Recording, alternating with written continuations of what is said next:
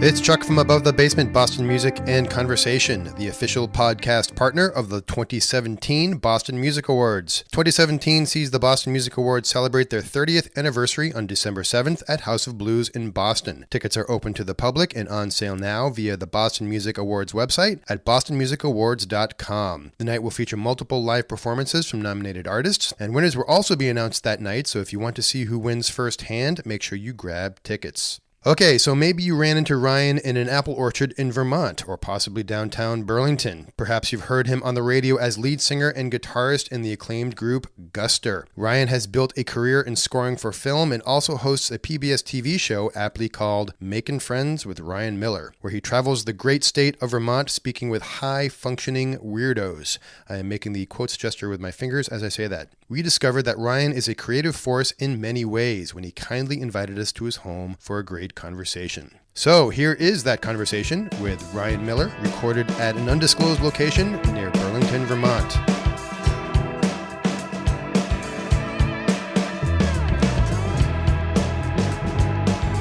We're rolling, baby. Thanks for having us at your house, man. Yeah, this was the path of least resistance. That's what we got to do. It worked, and we got our last little morning in Burlington. Well, I'm Center. Sure that this will provide some context for whatever we're going to talk about. Yeah. Maybe it depends. It's I don't the even epicenter. Know. I haven't. Are we on? Are we doing this right now? We're on. Okay, cool. Cheers. Cheers, It looks man. good. You had that weird look in your face with the beer. I was like, I'm just going to close this loop. Wow. You should have seen me at Red Square last night. I know. I wish that I had. But you've been here before, so I didn't really need to lay out where you needed to go. No.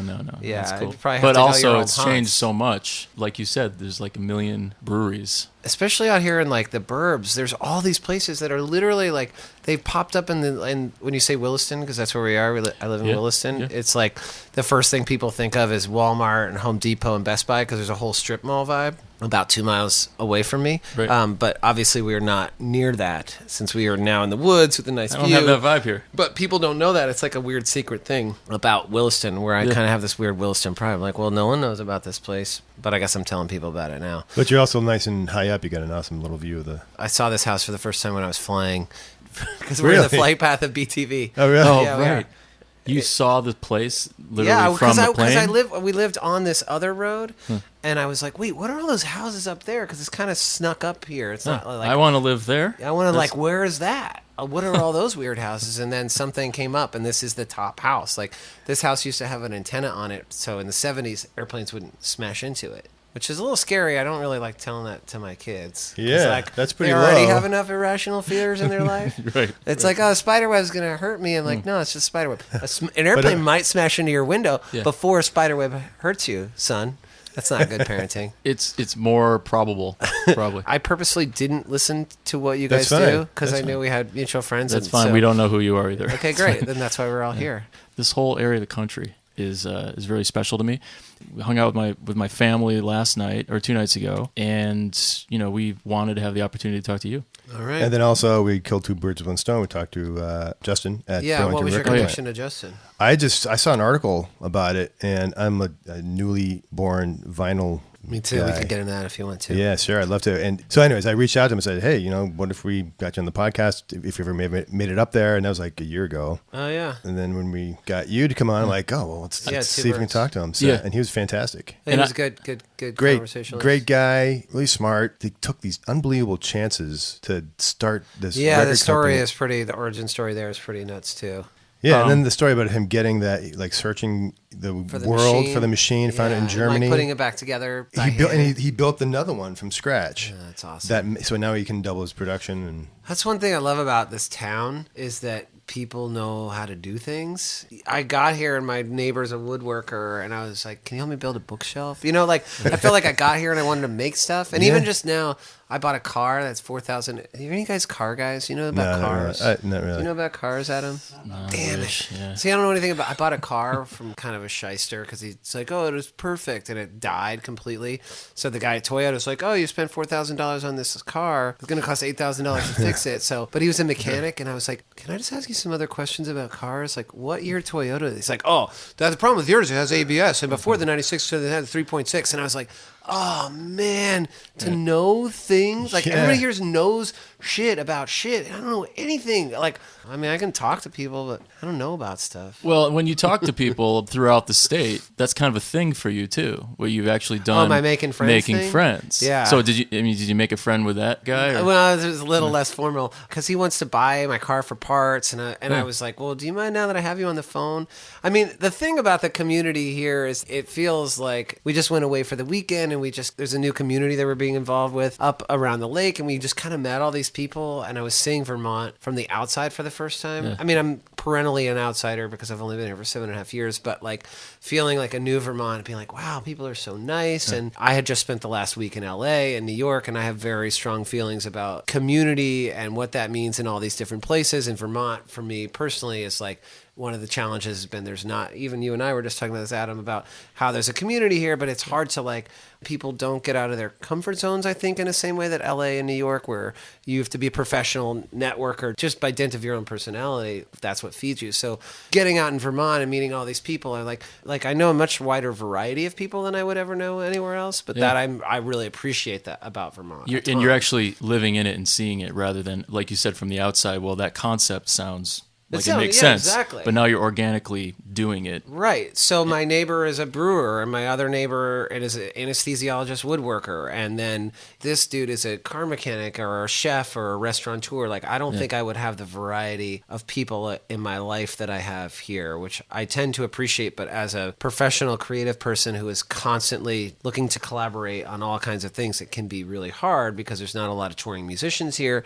There's not a lot of film composers here. Yeah. There's not a lot of people who have TV shows here, so that part can be hard, and if you look for it here, you're going to ultimately be disappointed. It might actually be true of a lot of things in Vermont. There's not a lot of anything here, so you have to be very much a self-starter, very self-reliant in order just to come here, because you don't show up and get a job and then work at your job. You got to figure out what the hell you're going to do. Yeah, well, and we were talking about Justin at the record plant is a perfect example, and we talked about early 80s with Ben and Jerry. That's the quintessential where they just started this vision, and there's something about Vermont, I think that, I don't know, it's Darwinian. People just sort of will it's come here for that common bond in a sense. There is, and it's funny being a somewhat accidental ambassador to Vermont. Like when I go to LA and I go to New York and I go out there into the universe, and like I live in Vermont. Like I've been here for 7.5 years. My kid's 8 years old. Like we moved here when he was 2 weeks old, so like my wife is from here. That's the reason we're here. Having settled into an existence here, and like I'm constantly looking for like the weirder people, but they really dug in. They don't exist on this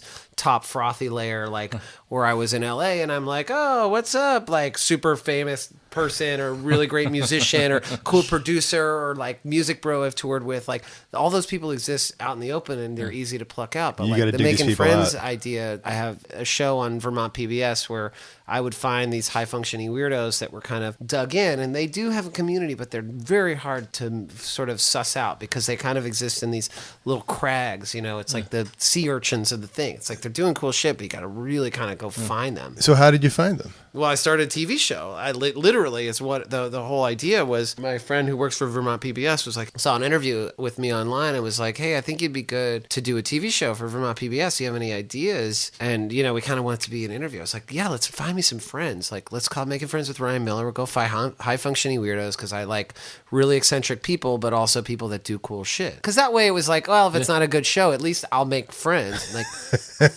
I think I can say my best friend I met on the show. Like, I've had 12 episodes. I'm in touch with half of them and really, really good friends with 3 of them. And I'd like to keep doing it. Like, I'm trying to figure out how to do it on a national level because I really like you, I find people interesting. And especially, like, if they're vetted and you're like, oh, that guy, how does he do that? And, like, it's something I feel like I can do well, but it's a hard place to do it from here. But it almost made it cooler because the people here are they're really weird. Were they really reluctant to come on? And they're really high functioning. They are. I mean, some of them your are Magic cool. Hat guy. Yeah, Alan is obviously a guy who did Magic Hat and Seventh Generation and started a bunch of breweries and like is a perennial entrepreneur and a thinker. And the other person I think of when I think of him is like my buddy that started Brooklyn Bowl. Like they have so much in common with the way they think about things, even though Alan was based here. And my buddy Paul Budnitz, who started Kid Robot and Ello and Budnitz Bicycles, and like, What do you think they have in common? all 12 of them, or What's the thread? You think? Alan- Like if you think about these the 12 weirdo- episodes, Yeah, what's I mean, the weirdo thread? The high functioning weirdo really is an encapsulator in terms of the weirdo part is that they're slightly off axis. Like all of those people I could go through. John Cohn is the IBM fellow who's just like is out of his mind, just like a crazy thinker, and is like totally not unself-aware, but doesn't care about what people think. I think it's a great question, but I think the through line, a lot of it is like unabashed creativity, best idea wins, really unconcerned with the way people view you, and really concerned with like visiting with the muse. But the thing is about all these really various people is that we end up talking about creativity.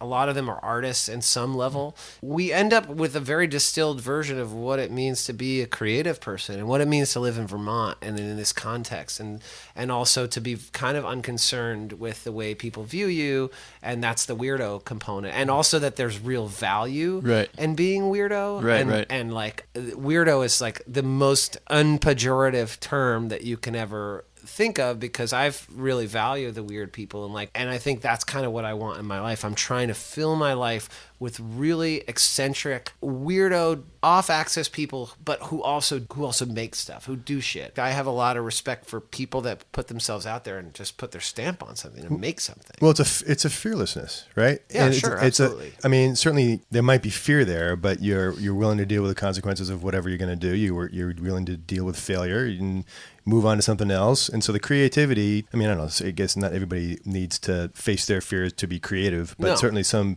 people might. Again, I don't keep bring up Justin again. He's not an engineer. He's not he went in there totally blind. He's a car guy, I think, right? I think he's a big car so guy. He had the mechanical So he had a part, mechanical he had the part, passion so he for can figure it out. vinyl-ish or this spirit. But he started from zero. Exactly. He had the spark that he wanted. He's like, this is a great idea, and he just followed it. Well, so let me put it to you. So how many episodes are we on? 50-something? This is 58. All right. So was there a through line between the people that you're interested in talking to? Like, how do you guys determine what it is that you're interested in? Yeah. Well, I mean, the whole idea of above the basement, these were people at one point in their lives who decided to stop jamming in their basements and start playing live. They took their art outside of the metaphorical basement. It's a comfort zone. Get out of your basement. Right. So there's a fearlessness in that, in playing your art in front of people and giving it out, and people who are still doing their day jobs and still trying to do music. Right. So there's that. There's certainly people who we've talked to who do music for a living, and that's great. But these are fearless people who decided to do something. And we haven't talked to only musicians, but no. Yeah, I know you talked to our manager, Dalton. We talked to Dalton. He's not at all a music.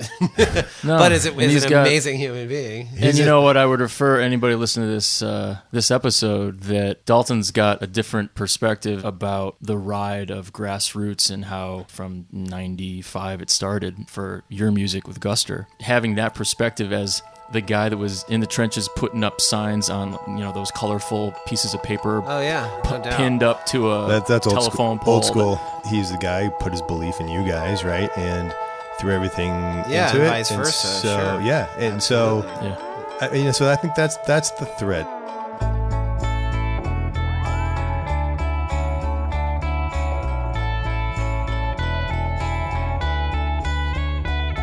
I built a time machine. I'm going to see the homecoming queen. Take her to the Christmas dance. Maybe not get in her pants. Whatever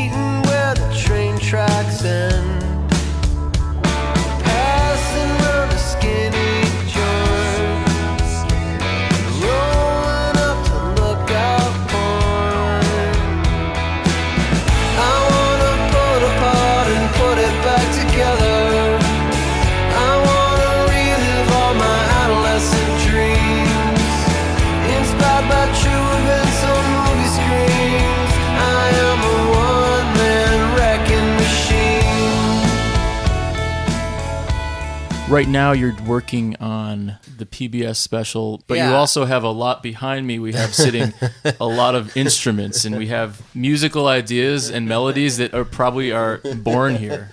Oh yeah, So- lots of stuff. I mean, this is. Tell me about the birth of that I mean, I think creativity. I started in a band. I started a band in college with my friends, thinking we would just play music and be in a band because I wanted to play in a band. When I got to college, I had been in a band in high school. It was really fun. I made great friendships. I was like, "Oh, that was fun. I'm medium at music. I'll just keep playing music." So we all met in Guster, like first day of school, because I had asked around, "Has anybody ever played music before?" And I was looking mostly for bands like dudes that had ever written songs. It was important for me to be with songwriters because I knew, like, we were talking about Seth Iacovoni. Iacovoni. Yeah. I never know how to pronounce the last name. And like, he's an amazing musician, and I'm not an amazing musician. Like, I'm not a shredder. I don't know how to play. I can't sit in with people. I think my skill, even, early on, was just kind of being a songwriter. So I met these fellow songwriters, and we all developed together and learned. And I knew nothing about music when I started. I mean, I had been cut exclusively on heavy metal on the radio, and then that segued into alternative rock at the beginnings of alternative rock. So I showed up at college knowing about The Cure and Depeche Mode and New Order and the Smiths, but not knowing about Pet Sounds or Village Green by the Kinks or anything. Like, I didn't know about the Byrds. I didn't know of things that are just become What's Going On or Astral Weeks, by Van Morrison, things that are now as much a part of my soul as anything. I just was really late to the game. So we kind of all learned together about how to do this. And we were in a band and sort of accidentally became successful enough to support ourselves right out of school being a musician and never look back. It's a really big transition to be able to go full time. And it's a huge gap. To speak to the basement thing, it's like, when do you move from going your day job? Because if you have to have a day job, and then that limits what you can do, and then but once that's limiting, it's self-limiting, and you can't really escape. So there's a huge gap that college really was the training wheels, because we were able to get out of college and make enough money to really support ourselves. Like, our parents weren't supporting us out of school. We were already making $700 playing at college gigs, so we were able to pay our rent with like a gig, and we did. And then we were just like 95, writing music. boom. Yeah, 95. So When did you know that this was going to be a non-day job? in terms of like breaks, what was your big break? There was something that happened when we were in college that we didn't realize would be as big of a deal. But basically, colleges book their acts for their schools, like their college activities. Like if people played at UVM, right? They would like have a band come in, but that paid really well. And we somehow got into that conference where all the people came. It was called NACA, National Association of Collegiate Activities or something. And they accepted our demo, which we recorded in our basement. And then once we got it on the showcase, we booked like 10 or 15 shows at $700 a piece. And then people from colleges would come from everywhere else, and especially in Boston, and they would disseminate. So like people from Northeastern all went back to New Jersey or went to Ohio. And that's how it got disseminated on a very grassroots level. Or like Boston was a place where everybody went to college and then went home in the summers and would tell their friends about this band. So It was that social it was media. pre-internet. Like we did not have internet. And the media was a cassette. Media was a cassette, and we were pressing our own CDs, and we would set up our street team. And I'm gonna go on record and say we were one of the first street teams ever in the fucking history, because we didn't know there was no such thing. People would be like, "I like your band," and we're like, "Cool. Here's 20 CDs. Here's your Guster rep name. We're gonna call you Cantankerous. Here's your baseball card. And then when we come to University of Miami, Ohio, set up a show for us. We'll sleep on your floor. We'll hang out with you for 2 days, and you set up a show and bring your 200 friends." I'm telling you, this is all pre-internet. So that was like a really big part of our success. So it was a very grassroots thing. We were in the van for years and years, and then we slowly graduated to bus and found Dalton. He was a manager, but he was just an accountant who was going to go to music school. But we're like, "Don't go to music school. We got the label that wants to sign us." So then he negotiated our deal, and then we kind of like, we kept going, and it's been a very slow and steady process. I mean, we're not a big band. I'm friends with a lot of big bands. Like, I know a guy in the Foo Fighters. Like, that's a big band. Like, we're not a big band, but also I talk to other bands, and we're still like 25 years in. Like, it's a thing. I don't know. This wasn't the bigger question, but I was in the band for a very long time and remain in the band, and it's a huge part of my creative output. But at a certain point, i.e. children, for all of us, is when it really put fine point. I'm like, well, what am I going to do? I make all my money from being in a bus. How the hell am I going to make money if I'm not in a bus? And my buddy and I wrote a movie together, like as a goof, because he was a screenwriter. And then it was like, oh, I'll score it. I don't even know what that means. And I started scoring it. And I was like, this is cool. I could do this from my house. This feels great. I love the movie industry. There's like a bunch of creative people, and I go to LA. So I was like kind of set my sights on that and started doing commercials. And then I started doing films. I got really lucky with a guy I actually met in Vermont and did this movie, Safety Not Guaranteed. And he kind of took off from there. And then I kind of did a lot of Sundance movies after that, and I'm still kind of in that zone. And then, the TV show is thing happening, and I'm doing a bunch of songwriting. Like today I got to try and write an end credit song for a big animated movie. And so what happened 10 years ago, right when we all started having kids, was like I needed to figure out how to stay creative with being in different states than my bandmates. And the thing is about writing for commercials or writing for TV or writing for film is that I can just do it every day. I can just work, and that's what makes me happy. Is I need to work. I need to do something, or else I start to go nuts. So that was the idea, and that's all I'm trying to fill my life with right now. How do I be collaborative? How do I work with people that are inspiring and that enforce some new set of limitations that allows me to think outside of what I like to do? So the TV show was like, oh, this is great. I get to meet people. I get to like talk to people. And then after having done it 12 times, I'm like, wait, I really enjoy this. I feel like I'm really good at it. What do I do now? So I'm in LA and I'm like, well, I like talking to weirdos, and usually I can meet people, and it doesn't take too long for most people to kind of like relax into it, and we can have a real conversation about real stuff. So I'm trying to figure out what to do with that. I think at this point I consider myself an artist. I used to air quote that thing, but I don't anymore. Like that's what I do. I'm a professional creative person, and air quotes have left the basement. They left the basement. Yeah. I am totally an artist. Like my kids, like, what's your dad do? He's a musician. He's an artist. Yeah. My wife's a writer. Like, we met someone yesterday. They're like, oh, what do you guys do? I'm like, I'm a musician and I'm an artist. And like, that's great. That's an amazing thing to be able to do. A lot of people will kind of choke on that word artist. I think I would forever. Because it seems pretentious. Yeah, it does. But this is what I've never done anything else. But you got to own it, right? Yeah. I mean, because that's no other option. That's what you are, right? So what are you going to do? But I can understand the hesitancy to do that. Yeah, I mean, yeah. Exactly. But the beauty of everything that you're doing is that you're doing. I have a friend who's trying to figure out what the hell he was between jobs and just trying to figure out what to do. And he's like, I'm going to just do something. Just do something. It doesn't have to be huge, or just as long as you're doing something. It's really the advice. I just met with a friend of mine in LA, and she's supermodel, actor. She's kind of got it all. And she's having this moment where she's coming off some really high profile things, and we had this conversation. She's like, I just don't know what to do. Like, I don't know what I'm going to do next. And I said, well, that's part of the problem. Like, if you think about this as a problem to be solved of like, well, I've been a really famous model and I've done this movie and I don't know if I want to act anymore. Or I have all these opportunities. I'm like, you're going to get crushed under the pressure.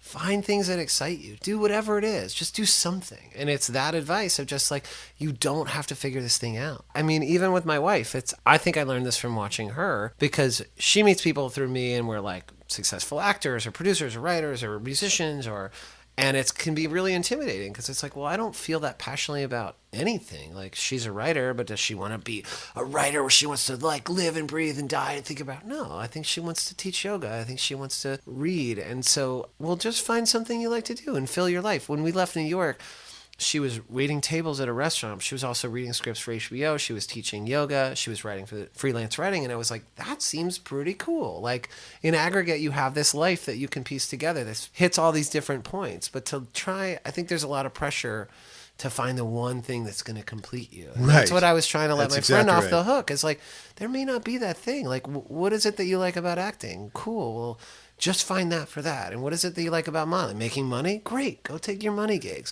And if you want to find a young filmmaker, go make a movie for no dollars, but it'll scratch that itch. Like, you can have this holistic version of your life that I think it takes a while for people to develop, because you get hammered really early about these people who are singularly minded and who only think about one thing, which God bless them. I love those people, and part of the people I want to meet. But for me, it was more like a little bit wider viewpoint, instead of like, oh man, all I want to do is find that perfect sound. It's not that. It's like, well, just do a lot of different stuff. Yeah. It'll all add up into your life. It's something that, I totally remember when I got out of college, I'm like, what the hell am I going to do with my life? And it was a singular thought that I needed to do something. This is my day job now. I got laid off last year, but I was like, what am I going to do, baby? Because that's the thing. When you get out of college, you're supposed to be in finance. You're supposed to be a teacher. You're supposed, you were an actor. Linear with that, yeah. So as well, I figured you had things. You were a slasher. I had things. I call him slasher. You're an actor and musician. Yeah, but slasher. I didn't know at the time that it wasn't about me being okay. I decided to be an actor, and that's my line. It certainly could be for some people. That's that straight line to whatever you're going to be doing the rest of your life, and that's the biggest point of what you do. Sometimes it's 20 different things that you're doing, and they may be connected. They may not even be connected. Exactly. But as long as you're doing all those things, those make up the whole that can make you feel complete in whatever you're doing. Exactly. Well, it's creativity is one of the themes too, and happiness. Yeah. And it's hard to define happiness, of course. But well, I think for me, it's also being very on guard for toxic people. I think for me, it's the people that are vaguely optimistic. There are a lot of people that would have played in the band and given up after a while. And I'm sure you guys have had, like all bands, or you're going to have some issues over time. But there is something about when you ride the wave and you know that there's a credibility. There's something that's building. Yeah, I mean, it's a weird thing to try and pathologize the band in terms of its legacy and its history and where we're going. I think a lot of it does kind of ride on that energy. People come to the shows, and we just did a show in Portland, Maine, and it was kind of a festival weekend. It was the first time we've ever kind of been come for the weekend and we'll do a bunch of weird stuff. Yeah. And 4,500 people showed up in Portland, Maine on an August weekend. And this far into our band, and we still do really well, and full stop, for a band. But there it was oh, this is our real community. These are our bread and butter. These are our hardcore fans who come. And I think a lot of what is the unifying force is a lot of that energy. It's obviously it's the tunes. I listen to music. I'm a voracious consumer of music. Your identification with a band to the point that you would go for a weekend is beyond music. It's the same reason people will travel for Wilco. I think the ultimate version of this, at least a contemporary example, is Fish. I have to just say because we were talking about it before, but as a band, I don't have a lot of connection to their music. It just wasn't part of who I grew up. It's not really where I put my head musically these days, but I cannot say enough about what it is that they created. And it floors me that these four dudes who play very obtuse music, very outside stuff, have encapsulated and crystallized a community that is unserved in any other kind of unifying way. Of course they all have other communities, but to create some version of that by these dudes and for this long doing exactly what they're doing I could not love something more. Just that's life. This is community and creativity and the whole thing. There really is a common language and culture. Seeing Fish a long time ago, seeing them grow. I was in '89, so it was sort of very early on, that first couple years. And Greg, our mutual friend Greg, remembers you and Brian, right? Yeah. Brian, just with some kungas and a guitar in the study hall or whatever it was. It's the music, but it's also those melodies and those memories that you make while you're listening to that music when you're young. It's so convoluted. People's relationship to our band and my relationship to other bands. I get recognized not very frequently, but maybe once a day, especially in other towns and stuff. And people are very respectful. And I'll just take a sidetrack. I have a friend who has been on tour with Paul McCartney for the last 10 years in some capacity. And I asked him, what was it like meeting McCartney? And he's like, it was the least disappointing thing that could ever happen, which A, is a really great way, and I've used that to say about other people. I like that. That's a nice way of saying it. Such a good way to talk about it. But B, I was like, well, what's it like when people meet McCartney? And when you meet Paul McCartney, every conversation is the same. It's about them telling Paul McCartney what Paul McCartney means to them, and Paul allowing that to happen, which is such a high level of dealing with fame and being like, okay, you're meeting me, but this is really about you telling me about this thing. Right. But as it relates to us, is obviously it's not the Beatles and obviously it's not Paul McCartney, but when people do come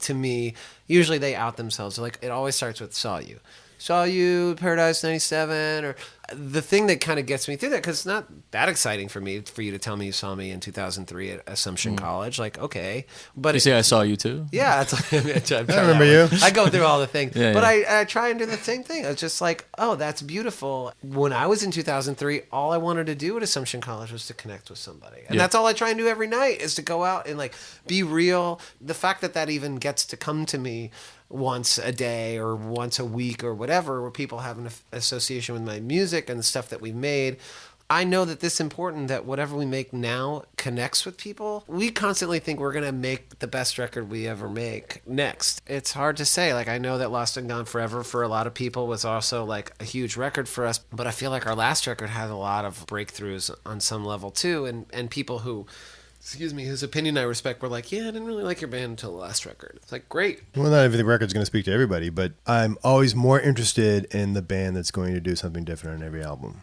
The thing that really informs a lot of what we do is that we're all fans of music and bands. So it's like, I know if I go see LC Sound System, I really like the new record, but there's like, I need to hear some of my jams. You know, like Sound of Silver was just like part of who I was for like 3 years. Or I just like, and I've heard this anecdotally, I don't know if this is true, but that Counting Crows, like Adam Duritz never sings like Mr. Jones, that he's just got to feel it, which as an artist, I totally get. But it's like, well, people are paying $65. They want to hear it.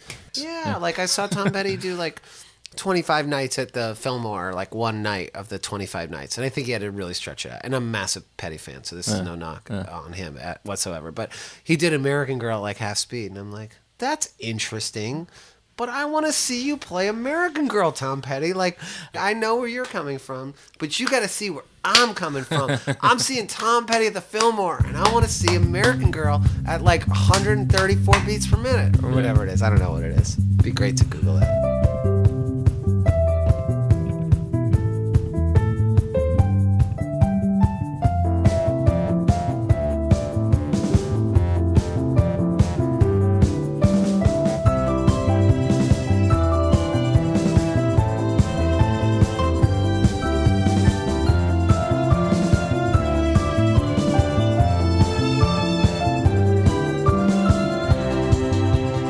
Just switching a little gears into your collaborative film work.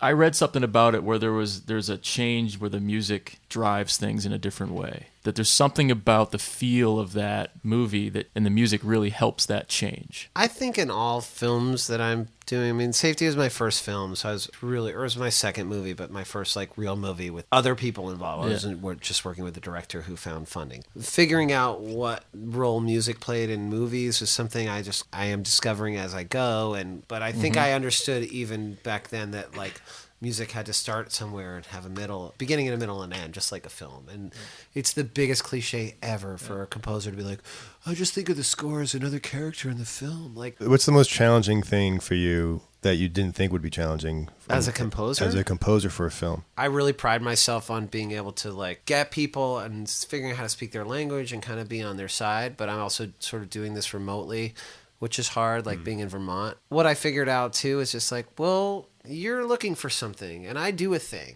And usually there's a Venn diagram. If we get together and make a decision to do it, we can thread that thing and we can both make something beautiful. But sometimes it's like, maybe I'm not the guy you need. I don't do everything. Like figuring out what it is that I do really well. I could try this and this would be great and super fun for me, but I go see other people that do it. I'm like, you're killing this. Like kind of figuring out what it is that I do really well and realizing sometimes it's like, it's not personal. Maybe I'm just not what you need right now. Maybe it's what you need 6 months ago or 6 months from the future, but it's not what you need right now. My few failures as a composer where I like, that didn't work out, I can kind of figure out what it is. A lot of it is a personality match too, and just getting inside someone's head so everybody can feel free, because I feel pretty confident that if I sit down with a filmmaker, if they ask me for what they're looking for, I can usually get it for them. But I'm also like, there's certain things I do really well. Like I do melody really well. I really like what I do with themes. And so how do you do that with the melody? Do you have to scribe the notes, or do you? No, I mean, you it's feel funny, it, you hear it. We're sitting in the studio, but there's like no outboard gear. I have a computer that I literally do everything on. I'm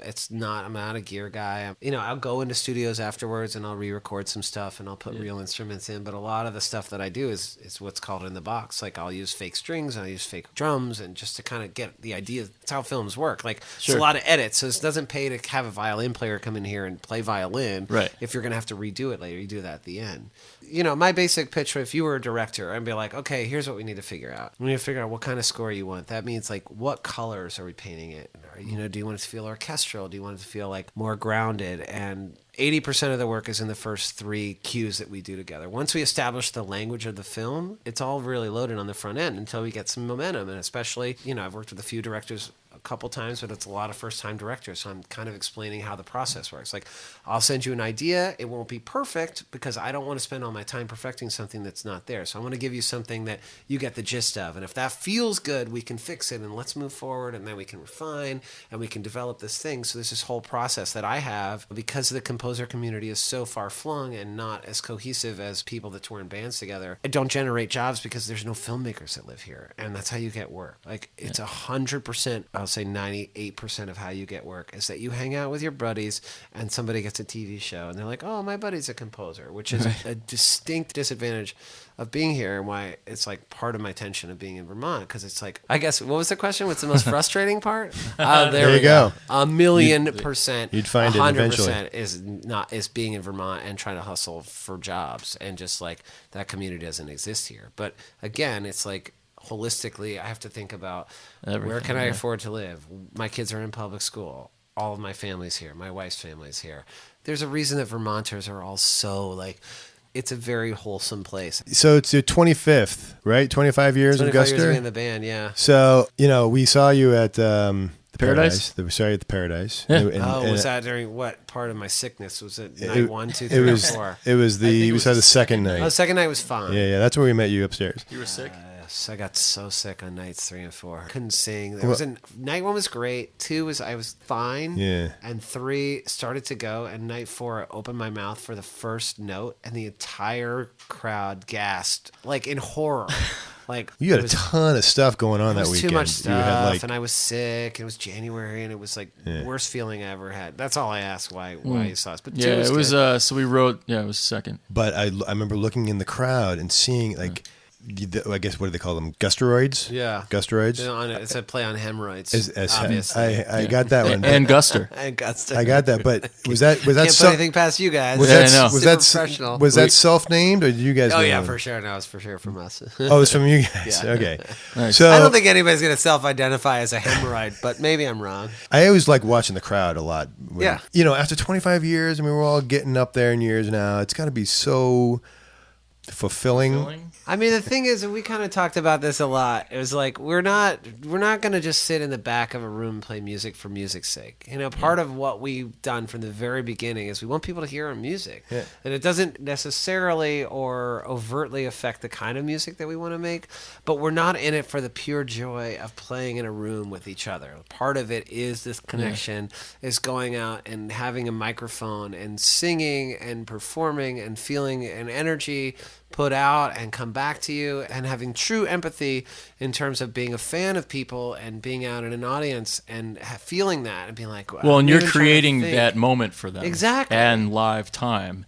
And Martin Sexton talked about this, where he was able to sort of articulate that as well with just one dude and his voice and his guitar. And it was like this preacher moment where he's breathing with the audience and this kind of stuff. When he does his thing and he's in it in a way, and we've spent some time, not a ton of time on the road. I think we did, like, we were on a tour, maybe it was John Mayer or something, and watching him do his thing so specifically, where it was him solo, and you're just like, a force of nature, where he's just like doing his solos. There was some weird pedal, and you're like, well, his voice doing it, from the very beginning. An instrument. We came on stage. I saw him in Martha's Vineyard. He came on stage, didn't get even near the microphone, just walked up to the stage, and everyone's still kind of talking and milling around. They didn't even see him come on, and he just started singing. He started singing America. He did his own little version of America the Beautiful, and just quieted. And that's pretty awesome. Yeah, it was freaking therapy. It was great. It was like therapy. And it's funny, having kids obviously changes everything in your life, and also watching my kids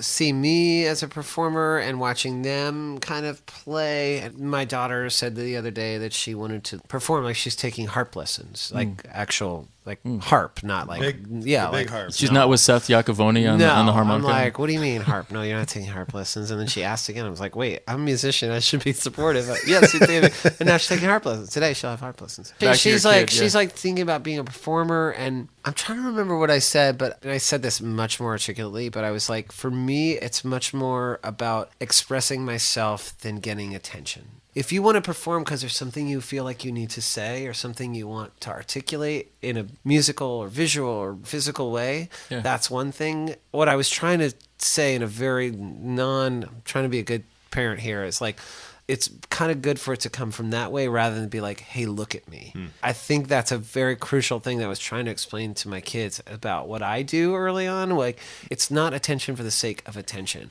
Because kids obviously have a whole complicated relationship with attention and all that. For me, it's about trying to speak from my heart and say something I want to say. Like, if it comes from there, I feel like it will always land in the right place. But there are some kids, especially like, 7, 8, 9, 10, who are like, hey, look at me, I'm crazy, I can do this. But there's certain self-absorption that's sort of was, normal. But I don't think that that's my kids at all. Actually, I know that they're not. I can already sense like who they are as like true beings. But I don't think I'm here because I just need the attention. I think it's part of it. Obviously, I like the attention, but I also like the community and being able to say, like, those moments at Paradise where you're just like, oh shit, man, look what we get to do. We get to be friends and make this stuff and work really hard, and then we get to do this in front of all these people, and then it's connecting in a way that like other bands make me feel. Do you have those moments in the middle of a song? There were moments like, and Adam said the same thing. He was like, I felt kind of choked up at certain points.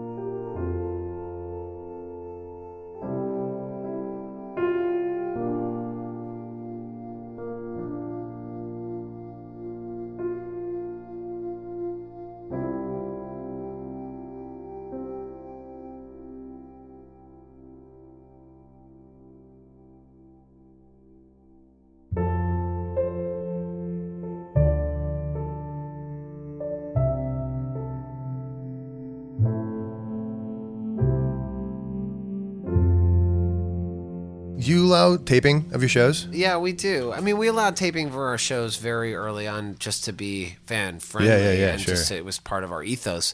We play like satellite pretty much the same way every night for the last 20 years. I mean, there's no reason to collect like a cool version of whatever. We don't really improvise. I mean, we make up songs from time to time, but big. Well, I love that about your vibe too, because you're expressive. It's different. It's melodic. But people are not there for all the same reasons that someone goes to a Fish show. But they connect in the same way with each other. Yeah. I don't know. It's almost like Dave Matthews is almost, I've always thought of as a combination of those two things. Yep. But he's more of a jammer, though. It is, but it's organized jamming. Well, but the thing is about you guys, it's there's a lot of humor in there.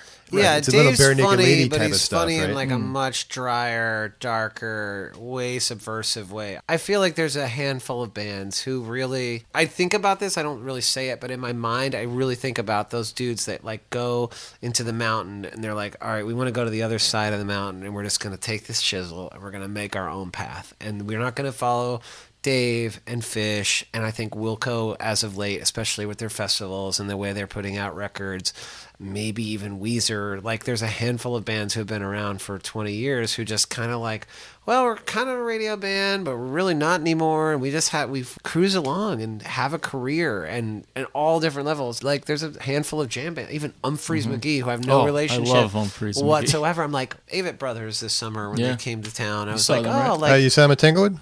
No, I saw him here in Vermont. I saw him at Tanglewood. What about My Morning Jacket? I mean, Jacket's very similar, and I know those guys really well. I saw them twice this summer, and similar thing where they just like, they're kind of just doing their thing, and Jim is a fucking weirdo, and like all those dudes are really cool and total musicians. And what else do you want? Like, they haven't been on the radio in forever. I don't think they're like cool blog band anymore. I don't know, like Z was one of my favorite Jacket records, and I haven't really made a record that had touched me in the way that one has, but I love some of their new stuff. It's just like where it came in at that time, and so that gives me real empathy about how people access our band. I'm like, oh, maybe it's like Guster the Jacket, where it's like, oh, I love a couple of the new tunes, but man, that whole fucking record Z is like start to finish. I just listened to it 1,000 times. I haven't spent the same time. I don't know. Yeah. You into vinyl? You guys, all your music comes out in vinyl, doesn't it? Yeah, everything but the first record now. My impetus for going to vinyl was just my kids, because what basically was happening is we were listening to music every morning, and my wife is yelling at me not to be on a screen in the morning. I'm like, yeah, but I'm building a playlist. Like, I want to make sure. And I was like, oh, you're right. So I had collected vinyl a little bit when I was in Brooklyn and New York. There was a really cool vinyl store down the street that was like, I go and I look at the prices for stuff. I'm like, wait, I bought Tusk for $1, and I bought like Nielsen Schmielsen for like $3 back then. Like the whole Talking Heads catalog for under $5. Like I was just picking stuff up. So now my kids flip the record. They look at, and it's not at all for me. It's not an audiophile at all. Like I have a $100 stereo listener. Like I can't tell the difference between the hi-hi. Plus I'm half deaf anyway, but. For me, it was the way we interface with records and listening to an artist and being like, this is side A and this is side B. And also just because I'm lazy, a lot of times we're listening to vinyl, we'll listen to like the same record 3 or 4 times in a row. Yeah. So on the one side. Yeah, or one side, or flip it over and just keep flipping it. Yeah. We were talking about that yesterday. So it's like, it's cool. It's weird that's how I'm kind of listening to music. I love this band, and they were like a big band in the 80s. So like, we've been listening to it for the last couple of days, just kind of flipping it over in the mornings. We get ready, and my daughter was singing on the way to school, and I'm like, all right, this is how it works. Like the way the world works right now and the way I work is so fragmented. There's so many things. Like if we could take a slow roll on just like, this is a band's moment in time. This is what they tried to create, start to finish, as a statement. More than anything, it just got me into record stores again. I was such a collector of music. 10,000 CDs at a certain point, and I was just buying stuff. But then there was a point I remember for like 5 years where I would go past a record store and be like, well, why am I going to go in there? I'm doing everything on streaming, on Spotify. But by the way, it's also incredible because if someone's like, hey, did you hear this super weird, like obscure Lee Hazelwood track? And then you go on and we can do it in 5 seconds. There's a lot of value in that. Well, you're right. With streaming and MP3 and all this stuff, it's like you have the best of both worlds. It's crazy how you can experience it in different ways. It's the greatest. Yeah. Like I would never demean it. I mean, especially because I'm being very proactive about my kids' musical education, where I'm just sort of like, cool, like we're gonna start listening to this, and I don't own all this stuff. Right. It's like, well, let's try this. Oh, that didn't work. Let's move around. Like what I'm trying to do really is just to get the records that are really important to me. Like. Yeah. I'm super into food. I like basically find the coolest, weirdest food in any city and where's the weirdo record shop. And it allows me to like get in there and just kind of crate dig and be like, oh, I never had this McCartney solo record. I never thought I wanted to hear Pipes of Peace, but maybe I do, And then you go home and you listen to it and you're like, and you actually meet people also. It's not like just in your silo in like the social media. Oh, the community is great. The vinyl thing is super fun just because it's another way to interface with music. And it does end up just by its nature being a little bit backward looking, which I think is kind of cool of like filling in gaps with like, I'm mostly going back and buying like The Cure Disintegration because that was just one of the biggest records ever for me, and I just know I'm never going to get tired of it. The vinyl stuff all comes full circle. I have to, when we texted about John Sarkin. Oh, yeah. It was like blew my mind. Yeah, he's amazing. He's an interesting guy. It's a whole other concept. God. I told you about this where he did an album cover. I don't know which album it was. It was Guster on the Top. Yeah, it's two ago. He's amazing, just creative mind. Talk about doing what you do, marching your own drummer. He had a brain injury. He had a cerebellar hemorrhage like 30 years ago, and he talks about this. And have you seen his whole? He has a presentation where he brings in art and music, and all of a sudden I'm at this conference, arts and medicine type of thing, and brain injury actually. And it says Guster. Yeah.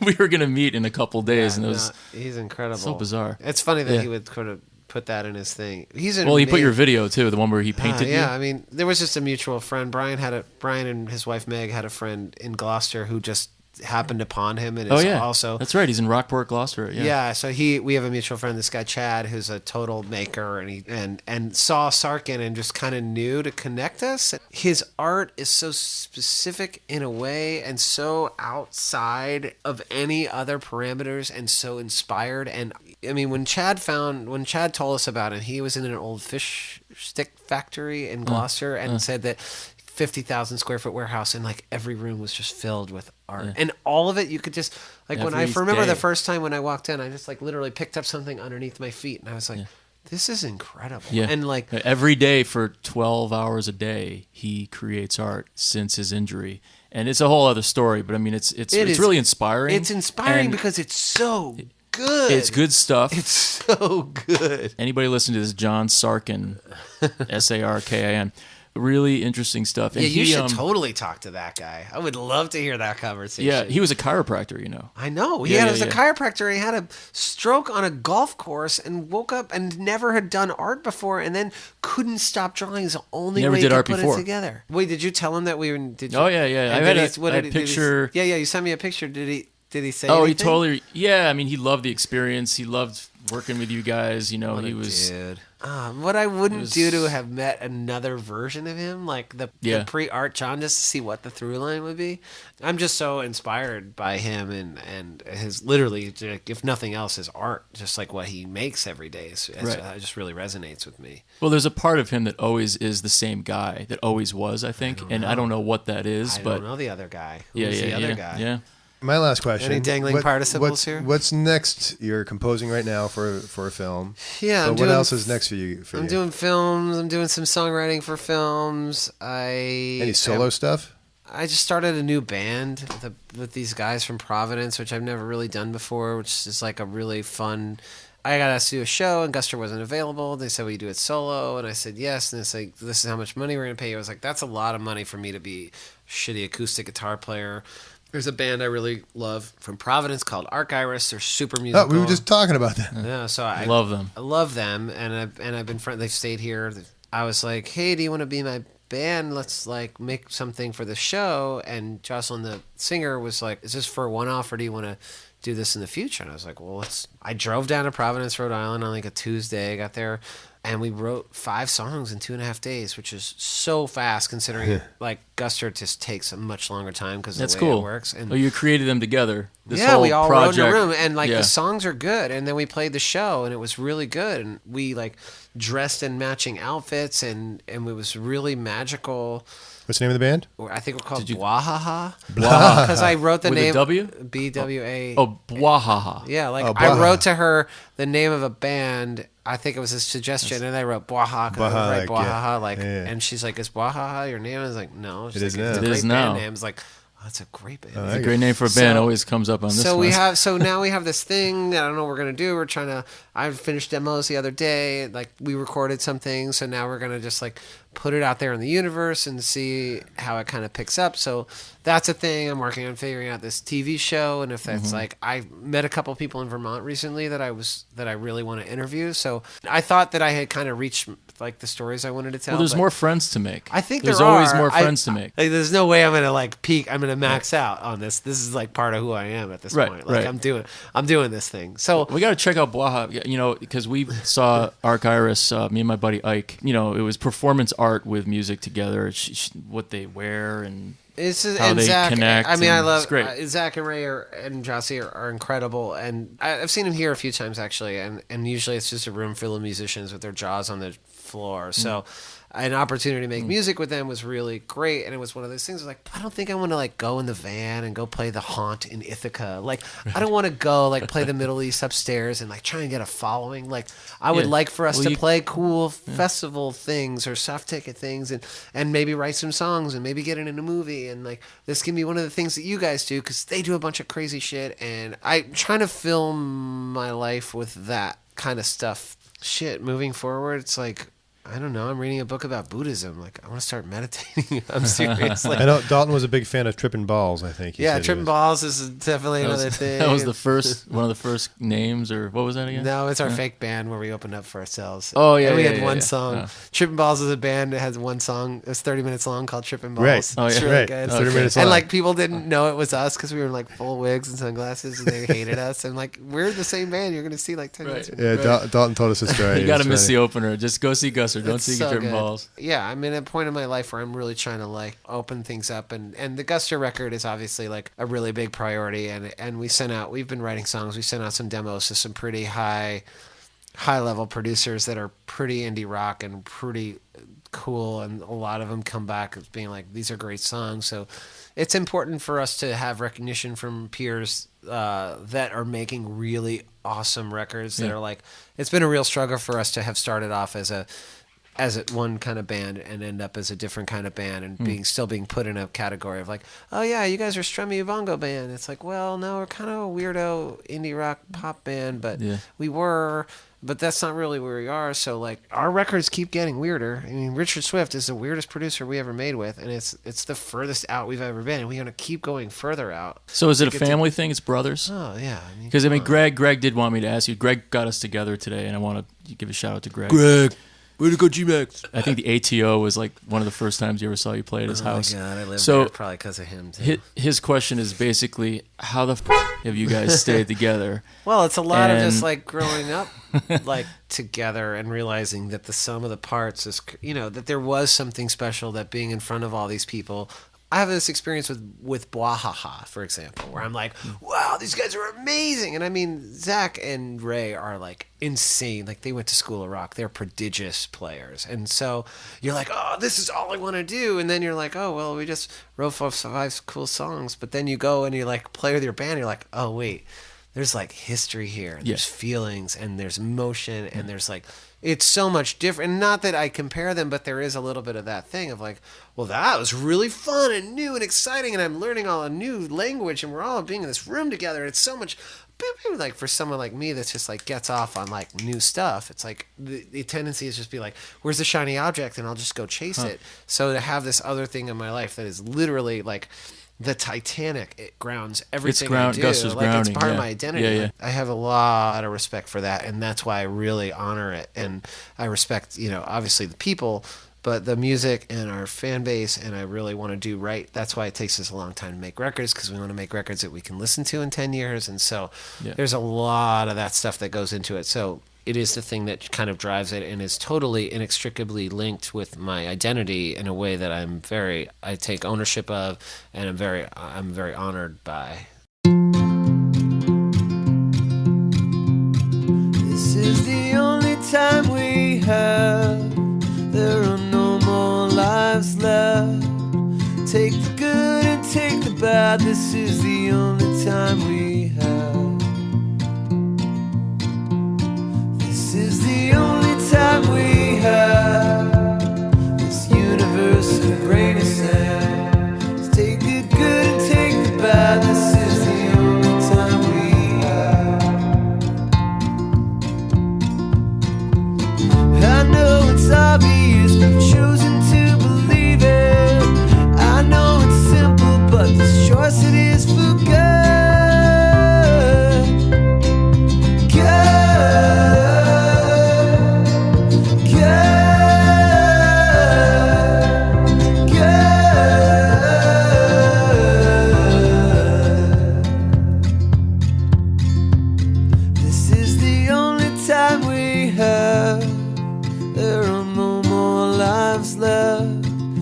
Take the good and take the bad. This is the only time we have. I know it's simple, but I happen to believe it. I know it's obvious, but the choice it is for good.